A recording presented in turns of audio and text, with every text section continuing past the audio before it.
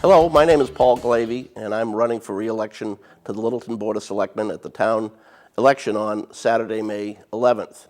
3 years ago, I asked for your vote for a seat on the Board of Selectmen because as much as I thought the town was continuing to make progress in a lot of areas, there were a lot of important projects that were on the table, agreed upon consensually that they were important for the town, and yet nothing seemed to be happening with them.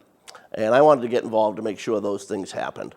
I had been involved in getting the most recent master plan process funded and off the ground, and was proud to have served on that committee. And I felt it is important that we do some things proactively to realize the master plan goals.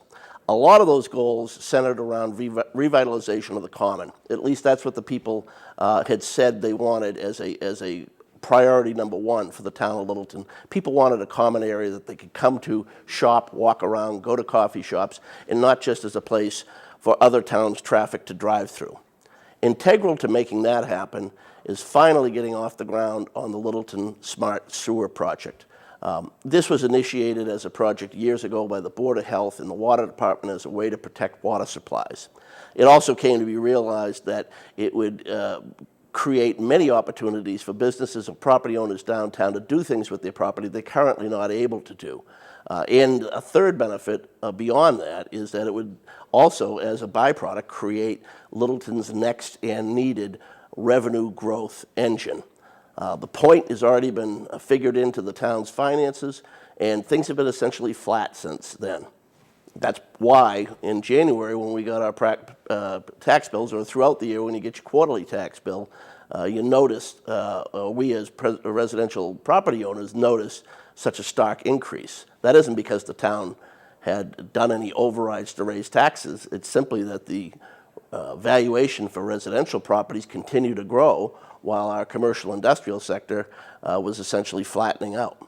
That's the projection going forward. And if we need to change that, if we want to change that, then we need to do something. The sewer project is a great vehicle for getting the common going again and making our economic growth come not from developing currently forested or undeveloped land, but instead repurposing currently developed properties in a way that they will both give amenities to the town that people want and create revenue to stabilize our finances. I'm happy to say that over the past 3 years, 3 successive town meetings have voted to support that project with financing for, at this point, we're at the point where we're doing design work. We have made a few commitments along the way, and these are important commitments and we hold to them. One is that the project be self-sufficient. The only people who are paying for the sewer project are the people who are hooking up to it. 2 is that residential property owners in the sewer district area have the ability to opt in or opt out. It's their choice. Commercial properties are compelled to join, but that has not been an issue because a survey that we conducted of commercial property owners showed that in excess of 90% of them wanted in. The third thing is that we're going to strive for town consensus at every step along the way. That's actually caused a delay right now. We're ready to go forward to get the construction money, but we've intently held back on that because we want to satisfy resident concerns about where we're locating the quirk, which is the treatment plant. In most communities where they exist, they are not an issue, but to the extent that any Littleton resident feels that they may be negatively impacted from it, we're going to take that seriously, and we're studying other sites to locate it. We may well end up back at the same place, but we're going to do the due diligence and are doing the due diligence to study that. We hope that we will have that resolved in the next month or two and be ready to come for the construction funds in the fall. We really need it. This year also presents a couple of other opportunities for the town to exercise goals also expressed in the master plan, and that people with common sense can also see that we need. There's an absolute need to satisfy the largest growing segment of the town's population, which are our senior citizens, with a new senior citizen center.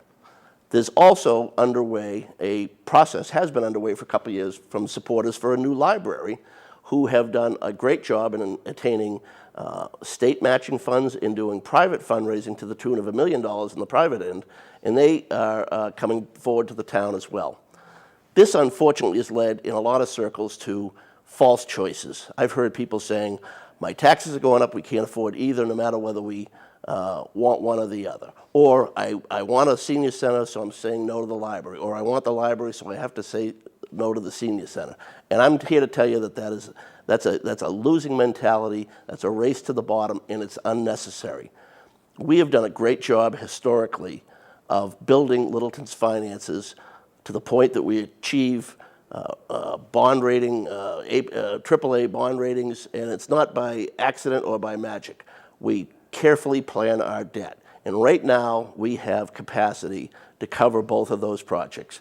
Collectively, the $7 million roughly that it'll take to satisfy the expected balance of the library project, and the $3 million initially that is expected to deal with the senior center project, need $600,000 in borrowing costs for a 20-year period, and we've got that capacity. We built space this year to about $300,000 level. Next year we can do that likewise.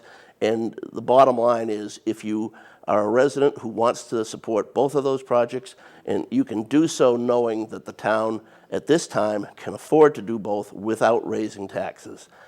Circumstances certainly could change down the road. Either of those projects could become dramatically more expensive.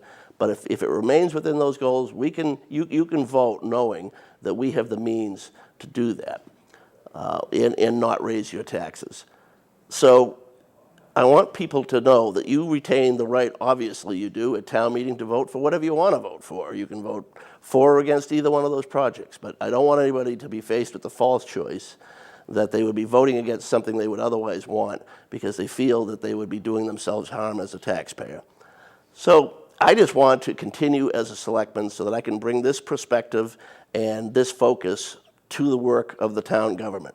We're a great town. We're a great town that has a right to expect bigger and better things. A senior center and a new library are not things that are outside of the realm of a town of Littleton should expect in terms of services. And a town government that can manage its affairs in such a way that you can finance that responsibly like everybody does at their own homes over the kitchen table, that's not an unreasonable expectation too.